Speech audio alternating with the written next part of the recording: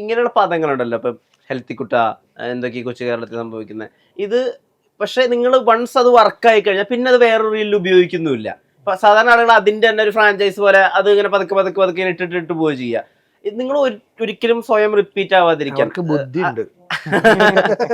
അത് കോൺഷ്യസ് ആയിട്ട് എടുത്ത തീരുമാനം. കാര്യം ഒരു ട്രെൻഡ് ആയി ആൾക്കാരെടുക്കണം. അതായത് നമ്മൾ ഈ പറയുന്നതിൽ അവർക്ക് ഏതാണ് ഇഷ്ടമുള്ളത് അവർ പറയുന്നത്, പിന്നെ നമ്മൾ ചെറിയൊരു ബൂസ്റ്റ് എന്തെങ്കിലും സ്റ്റോറി അങ്ങനെ എന്തെങ്കിലും ഇട്ടൊന്നും ഇതാക്കി കൊടുക്കത്തേ ഉള്ളൂ. ബാക്കി അവർ തന്നെയാണ് അത് ചെയ്യുന്നത്. അത് കഴിഞ്ഞിട്ട് അത് പിന്നെ വീണ്ടും അതിലൂടെ നിൽക്കാതെ അടുത്ത പുതിയത് എന്തെങ്കിലും ചെയ്യാം. കാര്യം അത് ട്രെൻഡ് പൊക്കോളും.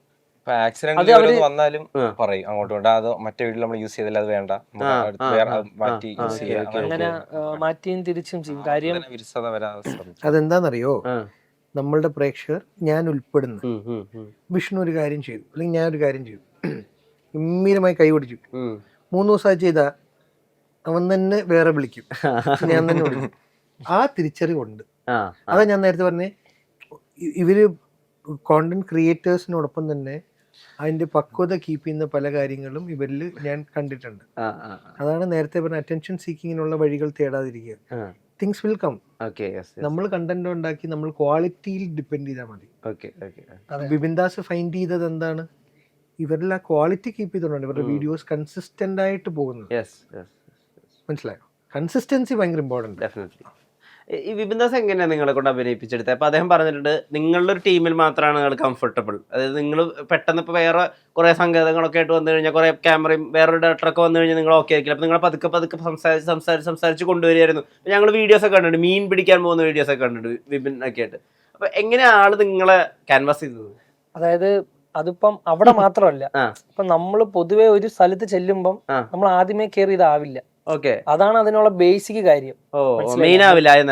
നമ്മള് ഇപ്പം അതിപ്പോ അവിടെ ആ സിനിമയുടെ ലൊക്കേഷൻ ആയതുകൊണ്ടാണ്. ഇപ്പൊ നാളെ നമ്മളൊരു വീട്ടിൽ പോവുകയാണെങ്കിൽ നമ്മൾ അവിടെ കയറി ആദ്യമേ ബഹളം വെക്കില്ല, നമ്മള് പയ്യെ.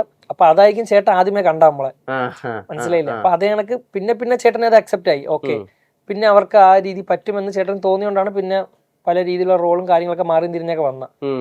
അതായത് നമ്മളാ ചെല്ലുമ്പോഴേ സിനിമയിൽ നമ്മൾ അത്രയും ആക്റ്റീവ് ആയിരിക്കുമല്ലോ. കാര്യം നമ്മൾ പുതിയതായിട്ട് കാണുന്ന ആൾക്കാർ, നമ്മൾ ഇതോട്ടും ജീവിതത്തിൽ കാണാത്ത, അതായത് ഇപ്പൊ പ്രൊമോഷന്റെ ഭാഗമായിട്ട് ചെന്നപ്പോഴാണ് ഈ നമ്മൾ ഈ ഓരോ റിയാലിറ്റി ഷോയിലൊക്കെ സെറ്റ് തന്നെ കണ്ട.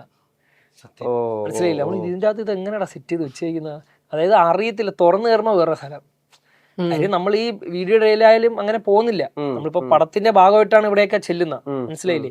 അപ്പൊ നമുക്ക് അതൊക്കെ ഒരു പുതിയൊരു അനുഭവമാണ്. അത് കണക്ക് തന്നെ നമ്മളൊരു സ്ഥലത്ത് ആദ്യമായിട്ട് ചെല്ലുമ്പോൾ നമ്മൾ കുറച്ച് ഇതായിട്ട് നിൽക്കും, അത് കഴിയുമ്പോൾ നമുക്ക് അതങ്ങ് മാറും. അല്ലാതെ ഈ കുമാർ മാമ ശരിക്കുള്ള ഒരാളാണോ? അല്ല, അത് നമ്മളെ പല വീഡിയോസിലായിട്ട് നമ്മളിങ്ങനെ പറഞ്ഞു വെക്കാന്ന് വിചാരിച്ചു. അങ്ങനെ ആളില്ല. അങ്ങനെ ആളില്ല അല്ലേ? ശരിക്കും അവിടെ അങ്ങനെ ഒരു ചായക്കടയും അങ്ങനെ ഒരു ചായക്കടക്കാരുണ്ട്.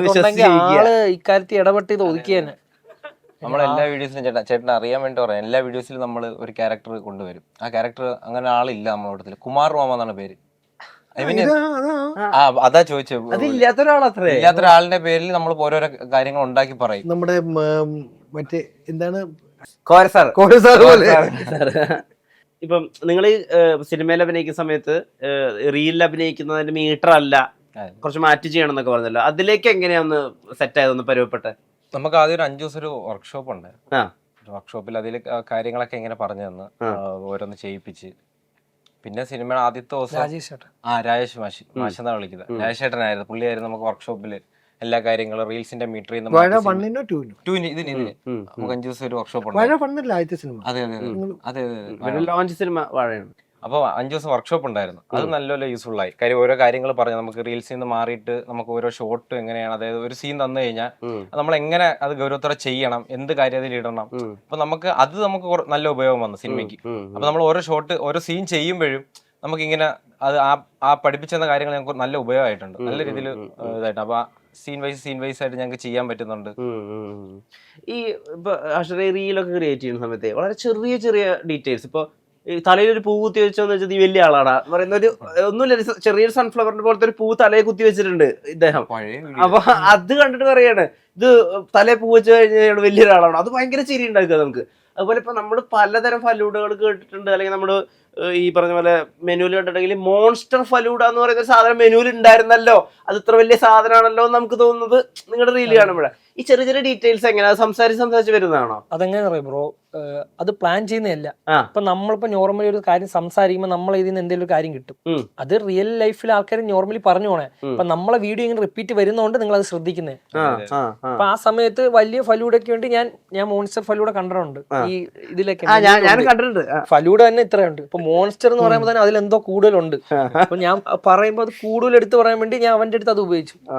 അത് പിന്നെ പൂ ഇരിക്കുമ്പോ ഇവന്റെ മുഖത്ത് എടുത്ത് വെച്ചപ്പോഴത്തേക്ക് അവനെ ഡയലോഗ് പറയുന്നതുമ്പോ അത് പറയും. അതൊന്നും സ്ക്രിപ്റ്റോ അല്ലെങ്കിൽ നമ്മൾ എഴുതിയ ഡയലോഗ് ഒന്നും അല്ല. ഇപ്പൊ എന്നെ കാണുമ്പോൾ അവൻ എന്ത് പറയാൻ തോന്നുന്നു അത് ലൈവായിട്ട് വരുമ്പോഴാണ് ആൾക്കാർക്ക് ചിരി ഉണ്ടാകുന്നത്.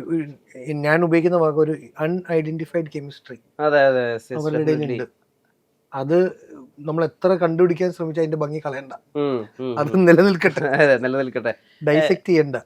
നിങ്ങൾക്ക് കൃത്യമായിട്ടൊരു ഓഡിയൻസ് ഉണ്ടെന്നും നിങ്ങളെ കാണാൻ വരുന്നും ഇപ്പൊ കുറച്ച് എക്സ്ട്രീം പോയിട്ട് ആളുകൾ വാഴ 2 മുമ്പിൽ ദൃശ്യം വേർക്കും എന്നുള്ള രീതിയിൽ വരെ പോലും ആളുകൾ ഇതാക്കുന്നത് അത് നിങ്ങളോടുള്ള വിശ്വാസം കാരണം കൊണ്ടാണ്. അപ്പൊ ഫാൻസ്, നിങ്ങളുടെ കണ്ടന്റ് ആഗ്രഹിക്കുന്ന ഒരു ഫാൻസ് ഉണ്ടല്ലോ, അതായത് നിങ്ങളുടെ കുമാർ മാമയുടെ ചായക്കടയുടെ തമാശകളും അല്ലെങ്കിൽ നിങ്ങളുടെ ട്രിപ്പ് പോകുമ്പോഴുള്ള തമാശകളും നിങ്ങളുടെ ഇല്ലാത്ത കാമുകിമാരുടെ തമാശകളും ലവ് ലൈഫിലെ തമാശകളും അതിന്റെ എന്തെങ്കിലുമൊക്കെ അംശങ്ങൾ അല്ലെങ്കിൽ അതിന് മൊത്തമായിട്ടുള്ള കാര്യങ്ങൾ വാഴ 2 കിട്ടുമോ? ഇവരാദ്യം ദൃശ്യം 3 ടിക്കറ്റ് എടുക്കുന്നതായിരിക്കും. വിപിൻ ദാസും. അതെ, നിങ്ങൾ റീല് കാണുന്ന അതേ ഇമോഷൻ സിനിമയ്ക്കും കിട്ടുമോ? റീല് പോലെ അല്ല. ഇപ്പം റീല് പോലെ എന്ന് ഒരിക്കലും പറയാൻ പറ്റില്ല. റീല് നിങ്ങൾ മാറ്റി നിർത്തിക്കോ. ഓക്കെ അതേ പറയാൻ പറ്റും. അപ്പൊ റീല് പോലെ ഇപ്പം നമ്മളെ ഇഷ്ടപ്പെടുന്ന ആൾക്കാർ, ഞാൻ ഇപ്പൊ ഇത് പറയാനുള്ള ഒരു അവസരമാണ് പറയാണ്, റീല് പോലെയുള്ള വ്യക്തികളായിട്ട് കാണണ്ട. നിങ്ങൾ ഒന്നും പ്രതീക്ഷിക്കേണ്ട. നിങ്ങൾക്ക് അറിയാവുന്ന 4 പേര് ഒരു സിനിമ ഇറങ്ങി അത് വന്ന് കണ്ടിട്ട് വേണം നിങ്ങൾ എന്താണ് പറയാനുള്ള. അല്ലാതെ എന്താണ് നമുക്കും പറഞ്ഞുതരാൻ അറിയില്ല. കാര്യം എന്താണ്, അതെ കണ്ടിട്ടില്ല എന്ന് മാത്രമല്ല അതെന്താണെന്ന് നിങ്ങൾ കണ്ടിട്ട് പറയണം. പക്ഷെ നമ്മളൊരു ഫസ്റ്റ് ടൈം ആയതുകൊണ്ട് അവർക്ക് അത് എങ്ങനെ ജഡ്ജ് ചെയ്യണം എങ്ങനെ അറിയില്ല. എങ്ങനെ നിങ്ങൾ ജഡ്ജ് ചെയ്യിക്കണം എന്ന് പറയാൻ അവർക്കും ഇതിൽ കിട്ടിയിട്ടില്ല. അവര് പറയുന്നതാണ് കറക്റ്റ് ആയിട്ട് എനിക്ക് ഫീൽ ചെയ്ത് വന്ന് കാണൂ ഫസ്റ്റ് അല്ലേ. ഇപ്പം ഇൻവൈറ്റ് ചെയ്യും. നമ്മൾ അറിയത്തില്ലായിരുന്നെങ്കിൽ നമുക്ക് കുറച്ച് കാര്യങ്ങൾ പറഞ്ഞു കൊടുക്കായിരുന്നു, ഇതാണ് അപ്പൊ നിങ്ങൾ വന്ന് കണ്ട. അപ്പൊ നിങ്ങൾക്ക് നമ്മൾ അറിയാവുന്നുള്ളൊരു വിശ്വാസത്തിൽ പറയാണ്.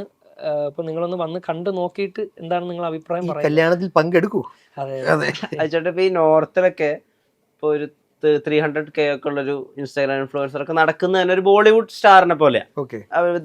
ഡ്രസ്സപ്പ്, അവരുടെ യൂസ് ചെയ്യുന്ന കാറുകള് അല്ലെങ്കിൽ അവരുടെ കിട്ടുന്ന പ്രൊമോഷനൊക്കെ ഇവര് നോക്കുമ്പോൾ വളരെ സിമ്പിൾ ആയിട്ടുള്ള രണ്ടാളുകൾ. അതായത് ഇവരെ നമുക്ക് എവിടെ കൊണ്ടുപോയി പ്ലേസ് ചെയ്താലും വളരെ സാധാരണക്കാരനായിട്ടുള്ള ചെറുപ്പക്കാരൻ, സംസാരിക്കുമ്പോഴായാലും ശരി ഡീൽ ചെയ്യുമ്പോഴായാലും ശരി, ഇവരുടെ സിംപ്ലിസിറ്റി പറ്റി രാജേട്ടന് എന്താ തോന്നുന്നത്? ഓരോരുത്തരുടെ ചോയ്സ് ആണ്. ഓരോരുത്തരുടെ ഇപ്പൊ അവർക്കത് താല്പര്യം ഇല്ലായിരിക്കും. അവര് ഹോൾഡ് ചെയ്യുന്ന ഒരു മിനിമലിസത്വം ആയിരിക്കും അവരുടെ കംഫർട്ട് സോൺ. ഇപ്പം എക്സാമ്പിൾ പറഞ്ഞാൽ ചിലർക്ക് ഇപ്പൊ നേരത്തെ പറഞ്ഞ പോലെ ഇത് ഹോൾഡ് ചെയ്യാൻ പറ്റും കംഫർട്ടബിൾ ആയിട്ട്. മറ്റവർക്ക് അത് ബാധ്യതയായിരിക്കും. ഇപ്പൊ ഇവർക്ക് അത് ഹോൾഡ് ചെയ്യാൻ താല്പര്യം ഇല്ലാഞ്ഞിട്ടോ ഒന്നും ആയിരിക്കില്ല. പക്ഷെ ചിലപ്പോ അവർ അൺകംഫർട്ടബിൾ ഏതാണെന്നുള്ള ഒരാളുടെ ചോയ്സ് ആണ്. എന്താണ് ഇത്രയും സിമ്പിൾ ആവാനുള്ളത്? അതെങ്ങനെയാണെന്നറിയാം. അത് ഇപ്പൊ എനിക്കിപ്പോ നല്ല ഇച്ചിരി ബ്രാൻഡ് ആയിട്ടുള്ള ഡ്രസ്സ് ഇടാനും അത് പൈസ ഉണ്ടെങ്കിൽ ഇല്ലെങ്കിൽ ചില ആൾക്കാർ ചില ഇഷ്ടങ്ങൾ വരും. മനസ്സിലായി? അതൊക്കെ ഓരോരുത്തർ ഇഷ്ടം അനുസരിച്ചാണ്. ഇപ്പൊ എനിക്കിപ്പം ഡ്രസ്സിലായിരിക്കില്ല ചിലപ്പോ ഞാൻ പൈസ കൂടുതൽ ചെയ്യുന്ന. ഞാൻ ചിലപ്പം വേറെ എന്തെങ്കിലും കാര്യത്തിന് വാച്ചിലായിരിക്കും കൂടുതൽ ചെയ്യുന്ന, അല്ലെങ്കിൽ പെർഫ്യൂം ആയിരിക്കും, അല്ലെങ്കിൽ ഷൂ ആയിരിക്കും. മനസ്സിലായില്ലേ? ചില ആൾക്കാർക്ക് അത് അങ്ങനെ ചെയ്ത് നടക്കാൻ ഇഷ്ടമാണ്. അതെ അതെ അതെ അതെ അങ്ങനെ ചില ഇൻവെസ്റ്റ് ചെയ്യുന്നതായിരിക്കും. അത് ഓരോരുത്തരുടെ താല്പര്യമാണ്. ഇപ്പൊ എനിക്ക് ഇപ്പൊ നമ്മളാണെങ്കിൽ നമ്മൾ നോർമലി ഇങ്ങനെയാണ്. അതായത് നമുക്കിതാണ് ഏറ്റവും ലാസ്റ്റ്. നേരത്തെയാണ് നമ്മൾ ഇങ്ങനെ തന്നെ. പിന്നെ പറയാനുള്ള കാര്യം എന്ന് വെച്ചാൽ ഇപ്പൊ നമ്മളിപ്പോ ഒരു ഫുഡ് കഴിക്കാൻ പോണെങ്കിൽ തന്നെ നമുക്കൊരു ഇപ്പൊ ഇനി എത്ര പൈസ എന്ന് പറഞ്ഞാൽ എത്ര ഒരു വലിയ കടയിൽ കയറിയാലും നമ്മൾ കുറച്ചൊന്ന് ഒതുങ്ങിപ്പോകും. നമ്മൾ ഇങ്ങനെ വലിയ ബഹളം ഇല്ലാതെ. പക്ഷെ നമ്മളതിൽ അറിയാത്ത കടലിലൊക്കെ ചെല്ലുമ്പോൾ നമുക്ക് സ്വഭാവം മാറും. ഈ ഇടയ്ക്ക് തന്നെ നമ്മൾ ഈ എവിടെയാണ് ആലുവയിൽ അകത്തെ ഒരു കഞ്ഞിക്കട കയറി, അവിടെ വരുന്ന ആർക്കും നമ്മൾ അറിഞ്ഞൂടാ. അവിടെ കിടന്ന് അക്രമം വരുന്നു. ഫ്രീ ആയി ചേട്ടാ പപ്പടം ഇവിടെ വന്നില്ല, ചേട്ടാ ഇത് വന്നില്ല, അത് വന്നില്ല. അതേസമയം വേറെ കടകളിലൊക്കെ ചെറിയ കയറി നമ്മൾ എന്ത് ചെയ്യുന്ന അറിയാം, ചേട്ടാ ഇതാ അങ്ങനെയാണ് ഇങ്ങനെയാണ് രീതി. അതെ, അല്ലാതെ അത് വേറെ ഒരു കാര്യം കൊണ്ടല്ല. സിംപ്ലിസിറ്റി എന്നൊന്നും പറയാൻ പറ്റില്ല. അതൊക്കെ ഓരോരുത്തരെ ഇപ്പൊ നമ്മള് ഇതില് ഇങ്ങനെ ഒരു മേഖല അറിയപ്പെട്ടില്ലായിരുന്നെങ്കിൽ നമ്മൾ വേറെ ഇതേ കണക്കായിരിക്കും നമ്മൾ നിൽക്കുന്ന. മനസ്സിലായി? ഇതേ ഡ്രസ് ആയാലും കാര്യമായാലും ഏത് രീതിയാണെങ്കിലും